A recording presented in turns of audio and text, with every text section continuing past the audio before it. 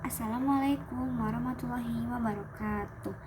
Halo semuanya, perkenalkan nama saya Aditya Juliana dari kelas 11 MIPA 2. Di sini saya akan menampilkan poster yang sudah saya buat, yaitu ini yang berjudul Bahaya Pergaulan Bebas. Nah, kenapa sih saya memilih judul ini?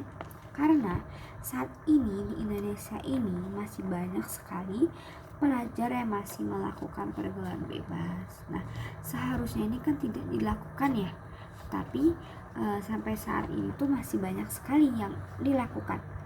Jadi apa sih dalam poster ini itu saya berisi apa? Yang pertama, apa itu pergaulan bebas? Pergaulan bebas itu didefinisikan sebagai kebebasan untuk berinteraksi tanpa adanya batasan tersendiri, seperti antara laki-laki dan juga dengan perempuan gitu kan. Nah, apa saja contoh dari pergaulan bebas? Contoh dari pergaulan bebas itu seperti tawuran, merokok, meminum minuman keras, dan juga masih banyak hal-hal buruk lainnya gitu.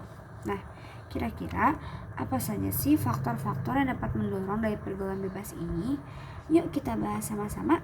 Nah, faktor yang dapat mendorong dari pergaulan bebas ini seperti dari teman dan juga dari keluarga. Nah, misalkan dari keluarga ini yang pertama ada kurangnya pengawasan orang tua. Nah, remaja yang kurang mendapatkan perhatian dan juga mendapatkan kurangnya pengawasan dari orang tua ini, dia itu cenderung mencari kebebasan di luar rumah, dan juga dia ini juga bergaul dengan teman sebaya yang juga tidak selalu nih memberikan pengaruh positif gitu kan. Yang kedua ini ada dari ekonomi keluarga.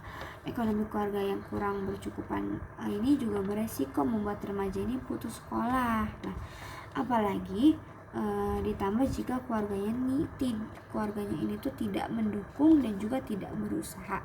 Nah, akibatnya ini kurangnya ilmu dan juga pendidikan yang membuat remaja ini tanpa sadar terjerumus ke dalam pergaulan bebas. Nah, selain itu tuh ada faktor yang keempat, yaitu seperti faktor lingkungan. Ada sebuah pepatah mengatakan, yaitu jika kamu bergaul dengan tukang minyak wangi, maka membuat kamu menjadi wangi kan. Nah, jika kita bergaul dengan tukang minyak tanah, maka kita menjadi bau minyak tanah gitulah. Nah, intinya kondisi lingkungan yang baik dan buruk ini juga turut mempengaruhi perilaku seseorang gitu kan. Jadi pentingnya lah kita memperhatikan lingkungan pertemanan kita yang saat ini sedang kita jalani gitu kan. Jika berpotensi untuk menjerumuskan kamu ke dalam hal-hal yang buruk, nah lebih baik nih ya kita menghindari saja daripada sebelum hal-hal yang lain itu terjadi lebih parah lagi gitu kan. Kita mencari lingkungan yang baik lagi gitu.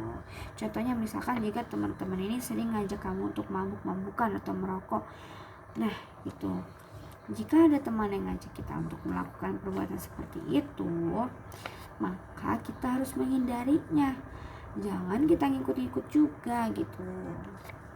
Nah, kira-kira ada gak sih ya dampak negatif dari pergaulan bebas gitu? Wah, tentunya ada dong ya. Seperti depresi, kecemasan, stres, perilaku antisosial, agresif, terus penurunan harga diri dan juga rasa kepercayaan diri kita masing-masing, dan juga sulit berkonsentrasi dan juga sulit belajar. Nah, dari dampak tersebut ini kita bisa cegah, yaitu gimana cara cegahnya? Seperti yang pertama, memperbaiki cara pandang dan juga tidak menjadikan gaya hidup kita itu sebagai pegangan hidup kita gitu.